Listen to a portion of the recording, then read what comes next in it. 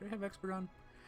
It's a turn-based, party-based RPG. I played through like the first area at the camp, and I was like, okay, yeah, I can do this, and it's gonna be a learning experience. Obviously, this is not gonna be like Grim Dawn where every video is a borderline, though not really, expert-ish video of the game, and we're just gonna play through it kind of casually at first and maybe get into it. I've done a little research into the game, and only just to see what it's like. I didn't go into in depth anywhere in it yet, and we'll see if we go in depth on it.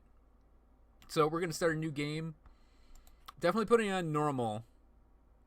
I don't think I'm good enough to go to hard or Path of the Damned yet. We're obviously not doing hardcore.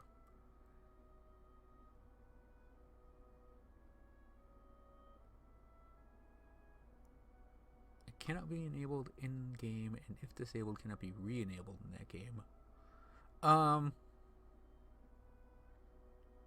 You know, I'm inclined to, because I did this before and I was fine with it.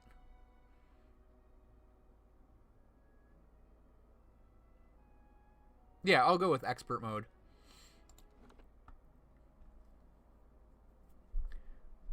Now I'm gonna skip the skip the opening and the first scroll of text because I saw it already. So when I was looking things up, I was mostly looking up class stuff, and because this uses a very almost traditional pen and paper RPG set of classes and what those classes do.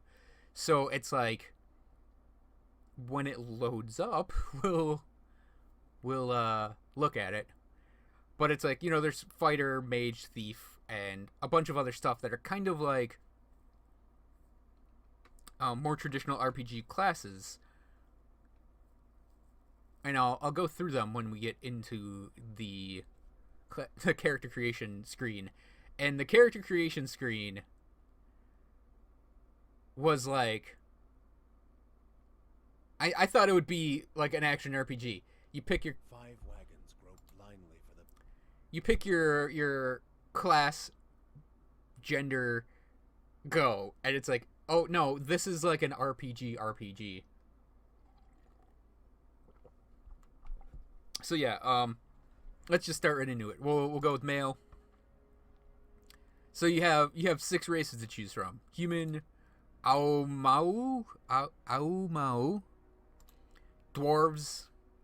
Obviously, we're not picking dwarves. Elves, Orlins, and godlikes.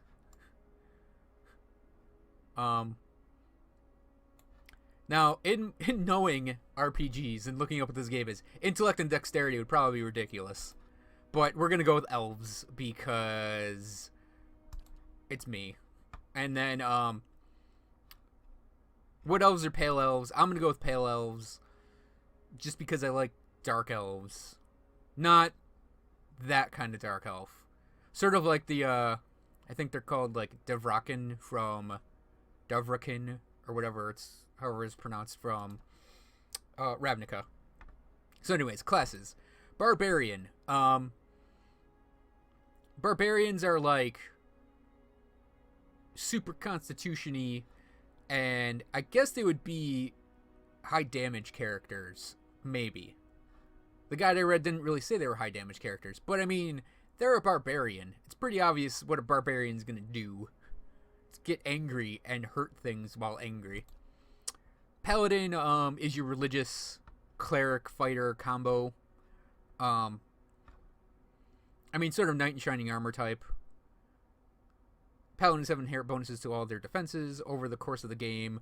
The value of this bonus may shift based on the reputation the paladin gains relative to the behaviors that are preferred by his or her order. So I believe with like the paladin and the priest, you would pick like an order, and it'd sort of act like the gods in like Pathfinder or D&D. Or if you stray, you get penalized for it. But if you stay in whatever the values are for that, you get a benefit. Chanter is sort of like a bard. They chant, and the chants do things, and they're kind of passive-y. Very much a support character, and from what I saw, they're sort of like an all-rounder type. Priest is your heal bot, but they aren't like a cleric. They don't get a lot of fighting abilities. I'd say it's more of a paladin's repertoire. So yeah, they're your heal bot type. Cypher is a scion, more or less, kind of a mentalist, and a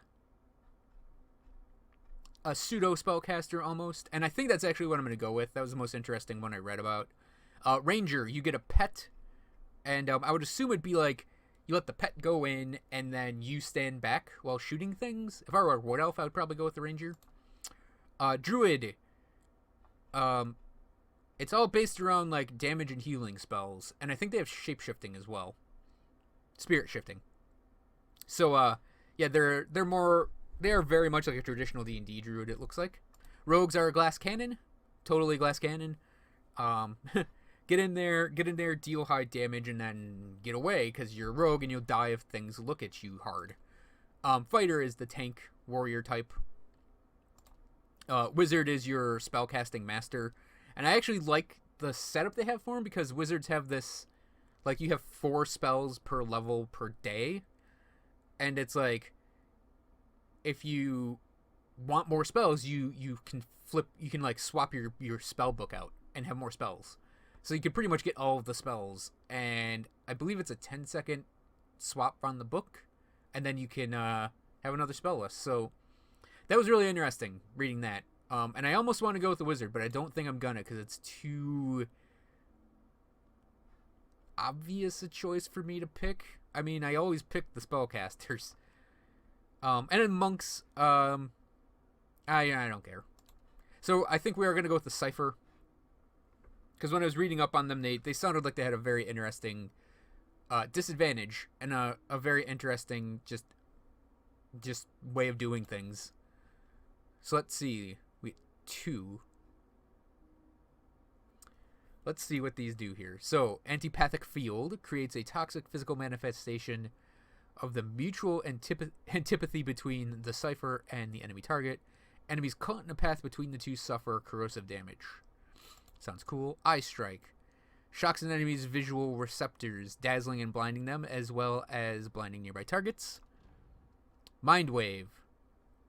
Target becomes the object of a corrosive blast of psychic energy, suffering raw damage from the trauma. Characters in the conical area behind the target, failing a fortitude check, are knocked prone from the blast. That's pretty cool.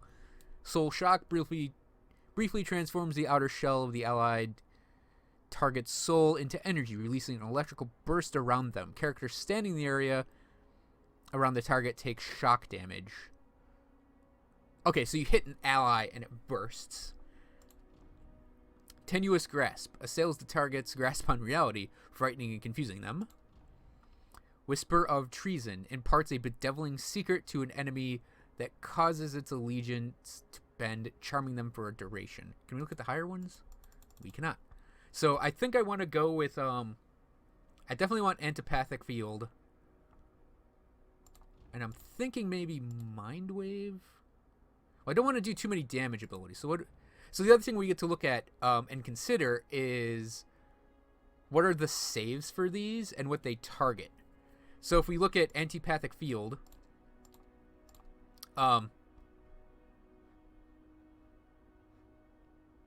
it's corrosive damage, accuracy versus their reflex. So that's a reflex saved based ability. So we generally don't want a secondary reflex ability in here. So this is versus will and fortitude. Willpower for the raw damage, I would assume, and fortitude for the secondary, for that secondary cone behind the enemy. So this is versus reflex. So I'd probably pass on Soul Shock. And I'm not going to pick that because it's really hard for me to say.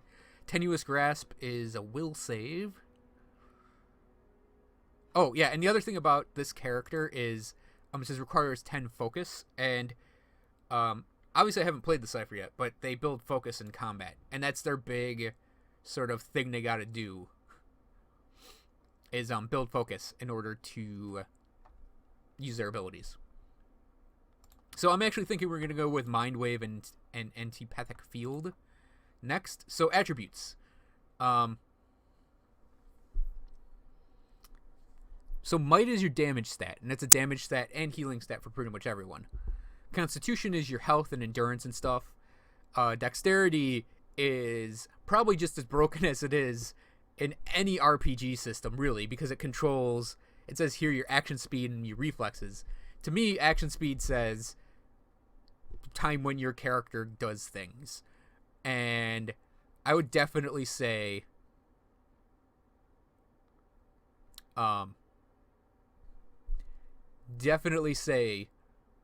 we want that a lot. So perception. In this game we have interrupt, which is a roll made behind the scenes for every attack we do. I think is every damaging attack. And what happens is this roll, when it's made, it can cause the target to... I don't think it's a knockdown. Was that a knockdown? Okay, yeah. So it's not a knockdown. So an interrupt will delay the target's actions. So for our character, if we have high perception and the enemy doesn't have a lot of resolve, we can actually slow them down in combat. So perception sounds pretty awesome as a stat with the way that works. Now for this character also, intellect is going to be important because we're kind of a spellcaster and we want more area of effect and duration on our things that provide area effect and duration. But it's not going to be as important as it would be if we were a wizard. Like, this would be like the wizard's main stat. Totally. In resolve, this would be good for avoiding, being interrupted. So I think resolve might be important as well. Oddly enough, I think constitution, I'm not going to take points out of it, but I'm not immediately putting points into it. So we have 15 points to work with. And I don't actually know what I want to split them into. I could probably look up a guide to really do it, but I know we're going to want a lot of dexterity. And I'm feeling like I'll maybe put 3. Yeah, get that to 13. Because I think I'm going to want a little more interrupt going on.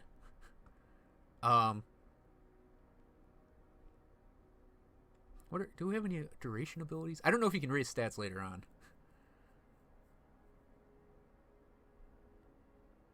I mean durations. So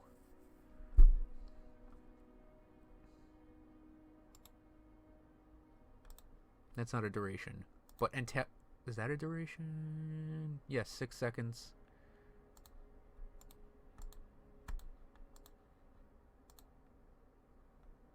So yeah, that would be a duration. So I think for my last 3 points, I'm going to split them between...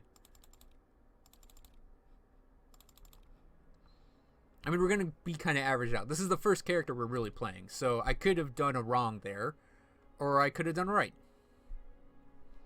So now he got to pick a culture, and culture's got a couple options going on.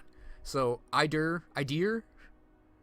is Resolve. Dreadfire Archipelago is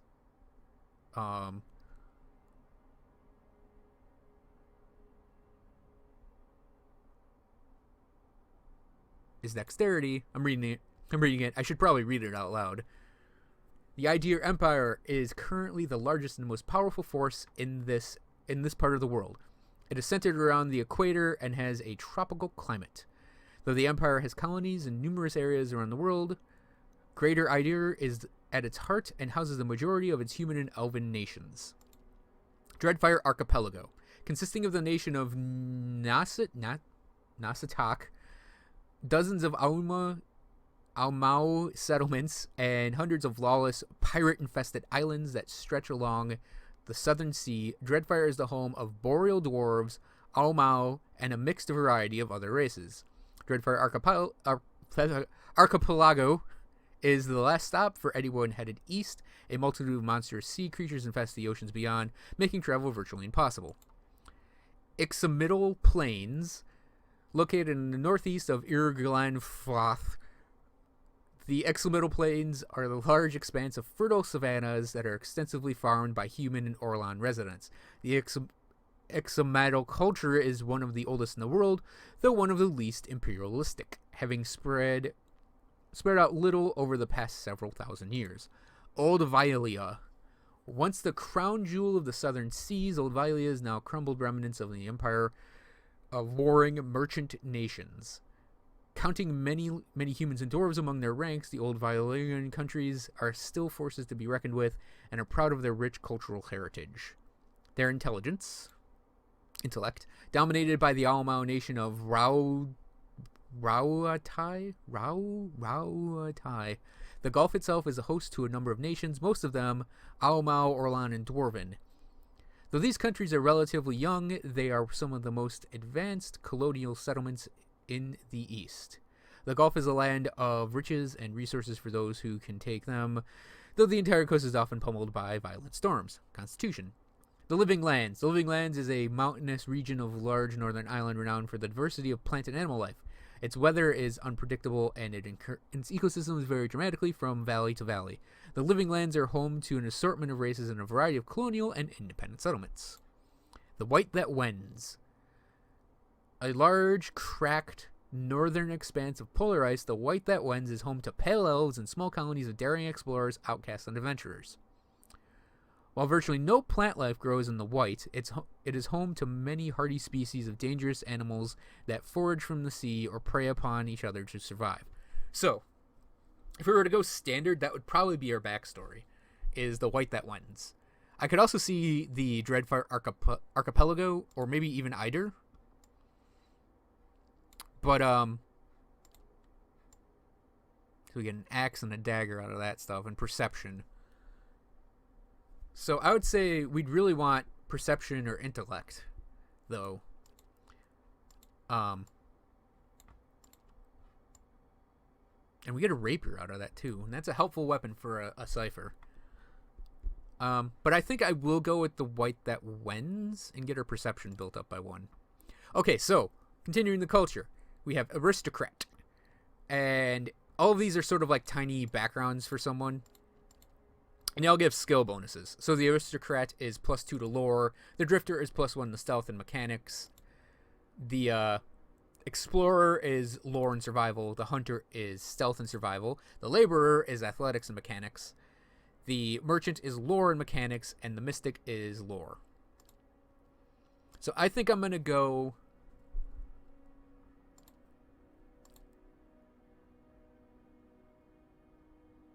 I don't know what I'm going to go with.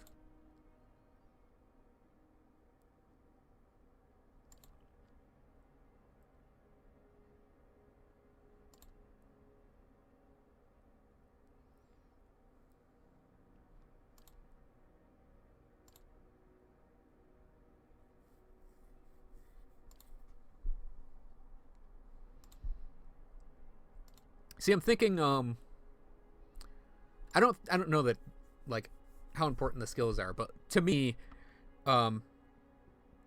lore is always an important skill to have. Stealth can be too, and I don't know what mechanics necessarily does, but I like the sound of having mechanics. So I think I'm actually gonna go. I think we're gonna go with the drifter. Okay, so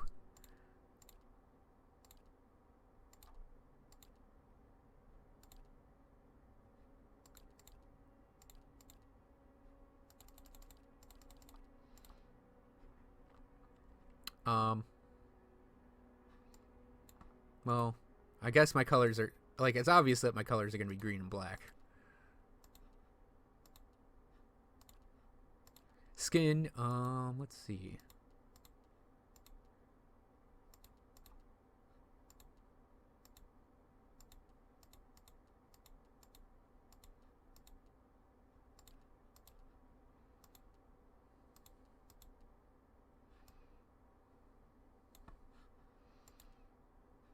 I guess that would be the character's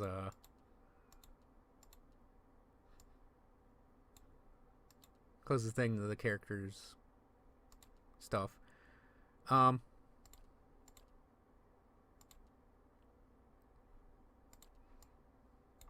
Yeah, and I looked through the hair options before too. I think we're gonna go with the basically what's in the thumbnail for the hair. Yeah, facial hair. I don't really think we're gonna want any of these. In all honesty.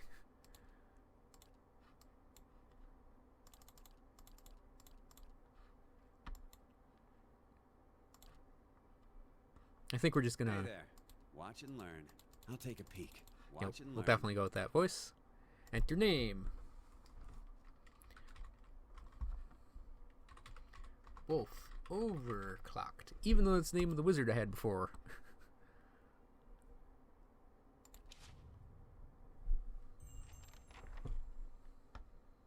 So we're going to jump right in. So the start of this is our character has taken a bit of a... feels a bit, under the weather. Everybody's whole area's tonight. Everybody touch of the rump. There's a bear. I know you want to hunt. They grow on a bush. Nothing you won't see. Of course, all the ones around got different names. Not if you hurry, and not if the weather. This time of year, they don't got Audra. So yeah, I went through all these options before. They don't got Whoops. Audra. It's more like the soul boot. Hold on, Kalisha. He needs to find some. No promises. What kind of guide says something like? Kind you can. Don't listen to. Off with you. You heard the man. Let's get going before you Sure. keel over. So we are going to explore around now. Anyone need supplies? I can already I've got tell. sundries for sale. Master volume's going to have to go down a bit.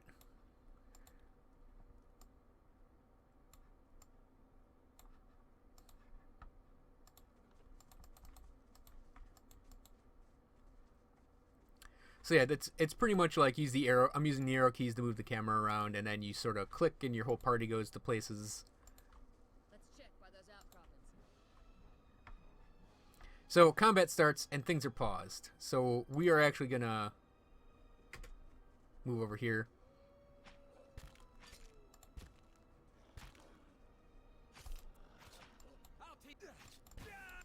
Show 'em how it's done. So take that wolf pelt.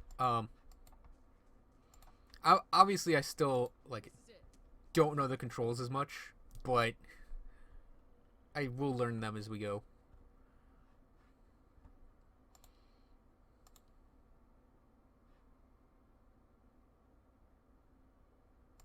I forgot there were options there. Whoops.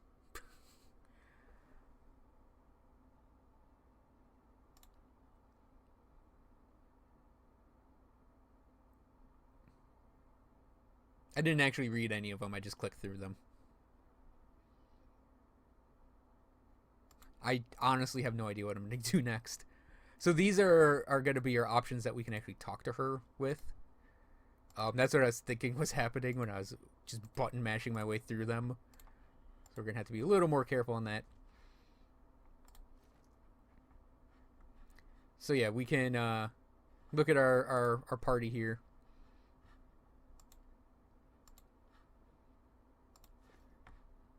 Hey there.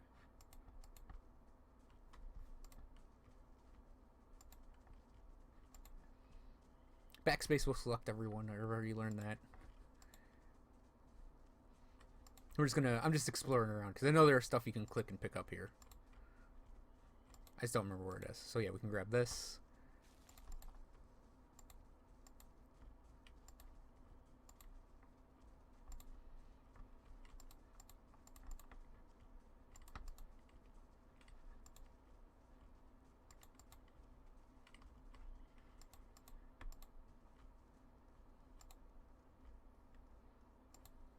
Went hunt. At least you left the water skins. Come on.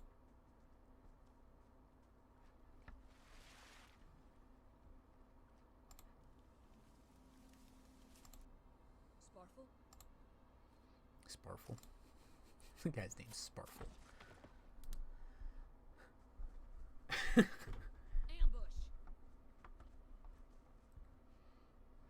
Alright, so I'm going to want to I don't have any focus built up, do I? So I'm going to actually go to attack that. So we're just going to hit go.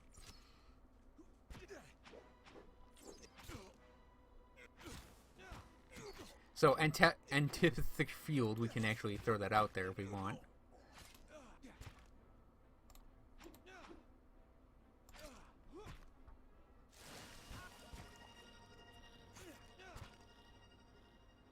That's dealing no damage to him, isn't it? I'll teach you a lesson. I did it. Sure.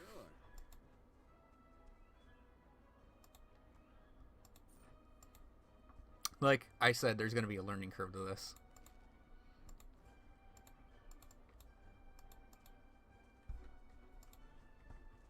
So we're going to have to get back.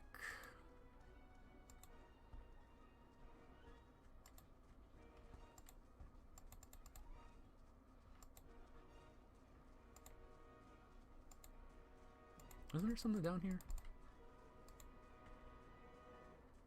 Corpse.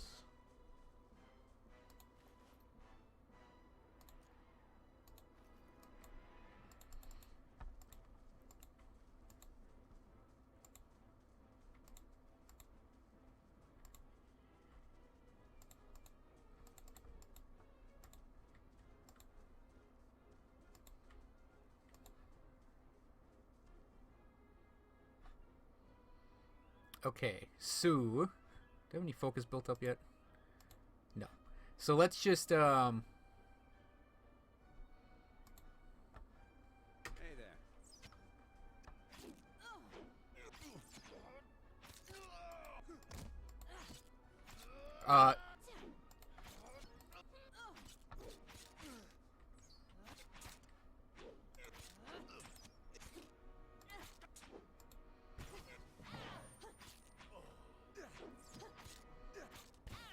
So we got a nice little knockdown there. It's pretty sweet. So I'll teach you a lesson.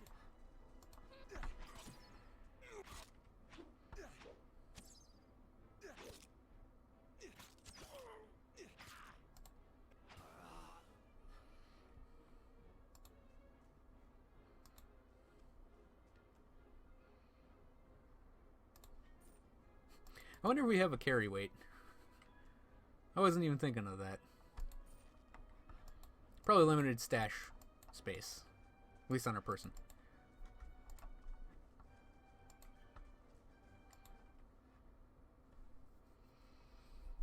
Massacred remains of the other travelers, peppered with arrows and knife hilts, splayed and bug-eyed and filthy. Puts back her left hand. Word away poisoned vapor. Handful of dark figures stands over the fallen, treading the heads of the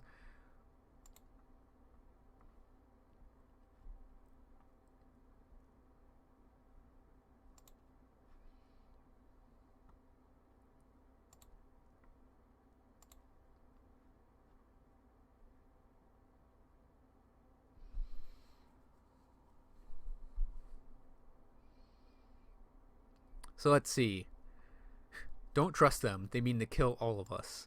So our options are, we are innocent in this. Will you not listen to reason?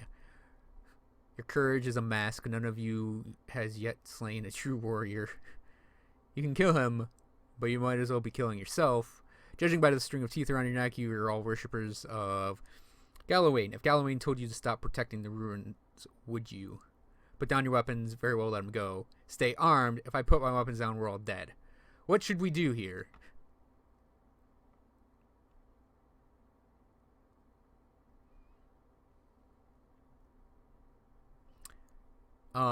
Let's go with the let's talk religion here.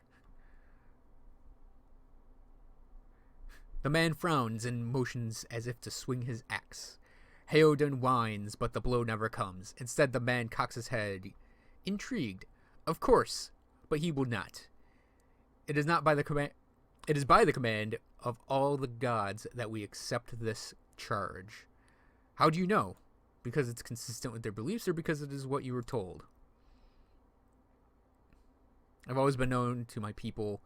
I see, and if edict that weakness and age must be purged by youth and strength, you think Gawain would want some moldy, crumbling stones to survive long after their builders had turned to dust? The man's nostril flares in fumes. He would not. He told us otherwise. I'm sure he did. Just not you personally. But why should you stop? Why should that stop you from killing? Why should that stop you from killing innocents? Distracted, the man's grip falls from the axe handle, and he nearly fumbles it. Affording Heodin a moment chance to dodge out of the swing, which comes too late. Howling with rage, the man charges you instead. Oh. Good job, me. Okay, let's just, So, I think I'm wanting to come up here. We'll go and attack. No, let's just go up here, because... Game on.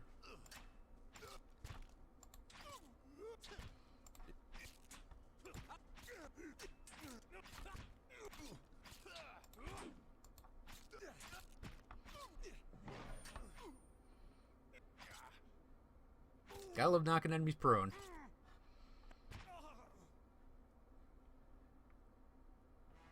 Okay then.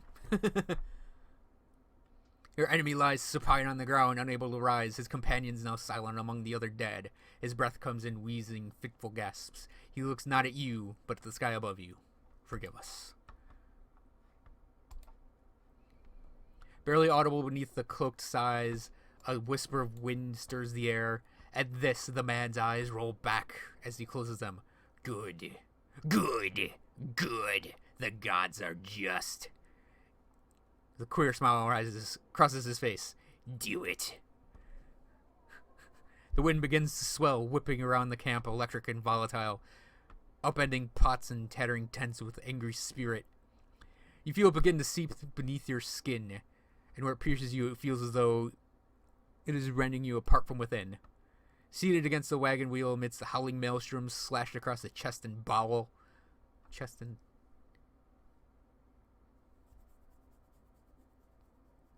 How? Just a little logical question. Like, the chest is here. The bowel, like, do they mean here? Whatever. Odema's body stirs, and with great effort, he raises his sagging head, his eyes barely open. He looks directly at you. Do it. What, no time to loot the bodies? No, I guess not.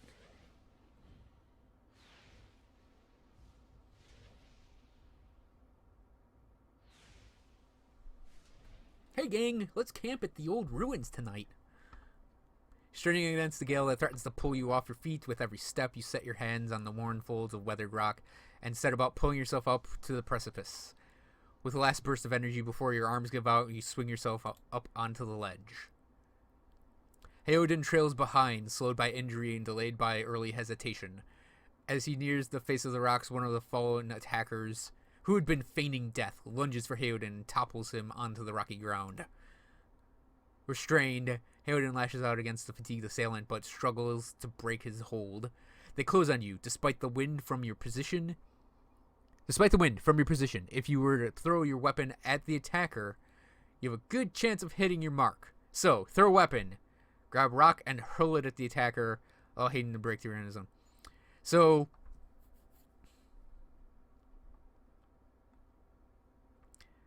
we can throw our weapon, we can pretend to be a Final Fantasy Tactics squire and throw a rock at the attacker, or we can let Heodin break free on his own. I'm inclined to throw the weapon. Your aim is true, and the hit jars Heodin loose. Lurching to his feet, Heodin clambers up to the base of the rocks. As he nears the top, however, the wind flares, pulling him sideways and tearing one of his hands free.